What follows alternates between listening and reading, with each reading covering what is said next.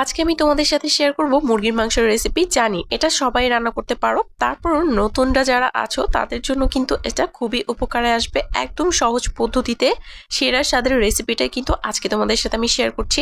আমি কিন্তু প্রায় সময় এভাবেই রান্না করে থাকি। কথা না বাড়িয়ে মেন ভিডিওতে চলে যাচ্ছি। প্রথমেই একটা বলে আমি নিয়ে নিয়েছি হাফ কেজির মতো চিকেন। এর মধ্যে আমি দিয়ে দিলাম স্বাদ মতো লবণ, হাফ চা চামচ দিয়েছি আমি হলুদ গুঁড়ো, আর লঙ্কার গুঁড়োটা আমি এখানে একটু বেশি দিচ্ছি। স্পাইসি খেতে আমি অনেক বেশি পছন্দ করি। এখানে আমি 1 টেবিল চামচের মতো দিয়েছি লঙ্কার গুঁড়ো, আর হাফ চা চামচ দিয়ে দিলাম আমি ধনিয়া গুঁড়ো, আর দিয়ে দিব আমি এখানে আদা রসুন বাটা। এখানে আমি প্রায় 1.5 চা চামচের মতো আদা রসুন বাটা দিয়েছি।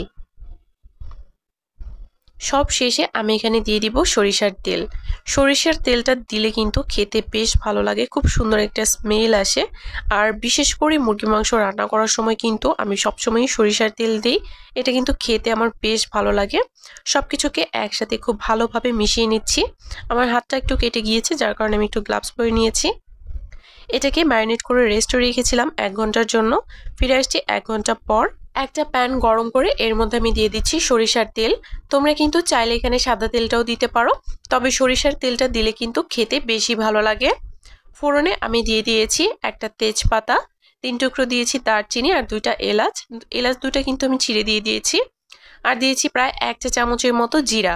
খুব ভালোভাবে নেড়েচেড়ে হালকা করে ভেজে আমি এখানে দিয়ে দিলাম পেঁয়াজ কুচি। পেঁয়াজটাকে এখন নেড়েচেড়ে খুব ভালোভাবে ভেজে নিতে হবে। আর আমি কিন্তু চিকেনটাকে 1 ঘন্টার জন্য রেস্টে রেখেছিলাম।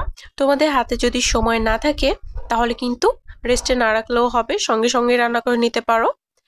এখন আমি এখানে চিকেনটাকে দিয়ে দিলাম। পেঁয়াজটাকে কিন্তু হালকা করে ভাজা হয়ে গেছে। আর এখানে আমি আলু দিয়ে দিচ্ছি, একসাথে চিকেনের সাথেই ভেজে নিব। আর আলুগুলো যেহেতু অনেক ছোট সাইজের, আমি 2টা করে পিস করে নিয়েছি। আর তোমরা চাইলে কিন্তু আলুটাকে প্রথমে ভেজে উঠিয়ে রাখতে পারো, তাহলে কিন্তু খেতে আরো বেশি ভালো লাগবে। আর আমি আগেই বলেছি একদম সহজ পদ্ধতিতে তোমাদের সাথে চিকেনের রেসিপিটা আমি শেয়ার করব, তাই একদম সহজ পদ্ধতিতেই দেখাচ্ছি। প্রথমে কিন্তু আলুটাকে আমি খুব ভালোভাবে চিকেনের সাথে ভেজে নিয়েছি। তারপর এখন আমি একটু কষিয়ে নিব।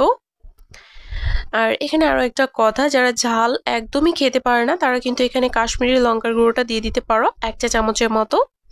আর কষানোর সময় আমি এখানে কিছুটা চিকেনের মশলা দিয়ে দিচ্ছি, এতে করে কিন্তু টেস্টটা ভালো আসবে। তোমাদের হাতের কাছে যদি মশলাটা না থাকে সেক্ষেত্রে স্কিপ করতে পারো। ঢাকনা দিয়ে ঢেকে আমি প্রায় 5 থেকে 7 মিনিটের মতো কষিয়ে নিয়েছি। আর এর মধ্যে কিন্তু আমি 2-1 বার ঢাকনা তুলে নেড়েও দিয়েছি। এখন আমি এখানে পর্যাপ্ত পরিমাণ জল দিয়ে দিলাম। তোমরা তোমাদের পর্যাপ্ত পরিমাণ জল দিয়ে দিবে। যদি ঝোলটা কম রাখতে চাও তাহলে জলের পরিমাণটা অল্প দিতে হবে। আমি ঢাকনা দিয়ে ঢেকে এটাকে রান্না করে নিয়েছি প্রায় 10 মিনিটের মতো। 10 মিনিট পর আমি এখানে দিয়ে দিচ্ছি গরম মশলা গুঁড়ো। এখানে আমি 1 চা চামচ গরম মশলা গুঁড়ো দিয়েছি, আর হাফ চা চামচের মতো জিরার গুঁড়ো দিয়েছি। সব কিছুকে একসাথে খুব ভালোভাবে নেড়েচেড়ে মিশিয়ে 2 মিনিটের মতো জাল করেই কিন্তু এটাকে আমি নামিয়ে নিয়েছি। আর দেখেই বুঝতে পারছো কতটা লোভনীয় হয়েছে, খেতে কিন্তু অসম্ভব মজার ছিল। তোমরাও এভাবে ট্রাই করতে পারো। আশা করছি আজকের এই সহজ সুন্দর রেসিপিটি তোমাদের কাছে অনেক ভালো লেগেছে। ভিডিওটি ভালো লাগলে একটা শেয়ার দিও।